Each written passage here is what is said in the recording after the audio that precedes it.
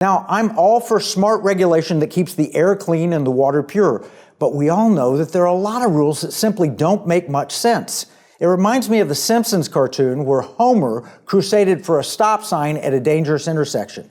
It made perfect sense, it was a great idea, but he didn't stop there. Pretty soon he had all kinds of laws and rules in place, most of which were ridiculous. And then at the end of the episode, he gets bought off by Montgomery Burns, the owner of the nuclear power plant. This is absolutely a case of art imitating life. Many regulations have started simple, like Homer's stop sign, but then regulators have to justify their work, so they add more regulations that increasingly make less and less sense. Finally, there's regulatory capture, where those writing the rules become beholden to the very industries that they're trying to regulate. What this means is that the rules start to protect existing businesses and they keep out any competition. Just think about all the rules we had to follow during COVID. Small stores were not allowed to open, but big box retailers could. That's an example of regulatory capture where the rules favor big companies over individuals. There are other examples. Let's take what it means to be an Uber driver.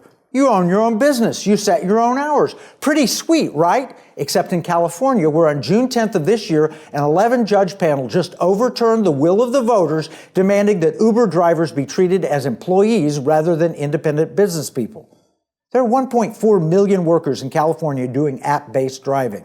This new regulation, combined with the government's attempt to invalidate Prop 22 passed 4 years ago, could put an end to independent contractors. This will mean less individual liberty and thus less prosperity.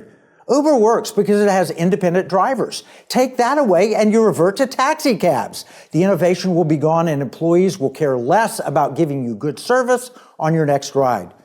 But how does this make you poorer? Two ways. First, with less innovation and competition, prices go higher, costing you more money. And second, regulation means less opportunity and thus impacts your earnings potential. The amounts can be staggering.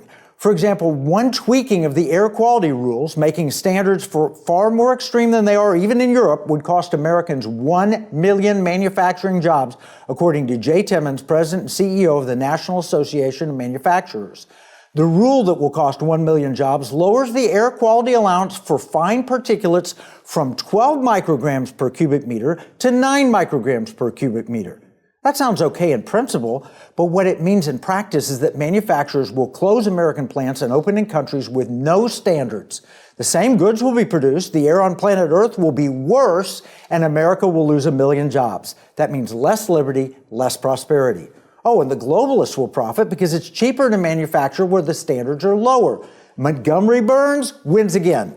Never fear, however. The new regulatory burden under President Biden will keep us busy. Not only will there be more government jobs, but all the rest of us will spend a total of 10.34 billion hours with the new federal paperwork, the equivalent of 15,000 lifetimes. According to a congressional report, President Obama added over $500 billion in regulatory costs per year. President Biden has added over $600 billion per year. There's a little bit of good news in the report because President Trump actually lowered the burden by about $300 billion per year. And we'll put a link to this full report in our economic battle plan. This year after year of new regulations certainly adds up over time. For example, just the manufacturing regulations alone in the year 2022 cost over $3 trillion, about 12% of our entire economy. One estimate is that the regulatory cost per employee is about $12,800 per year. Just imagine if everyone got a $12,800 raise tax-free. Regulations are just the first of our 10 reasons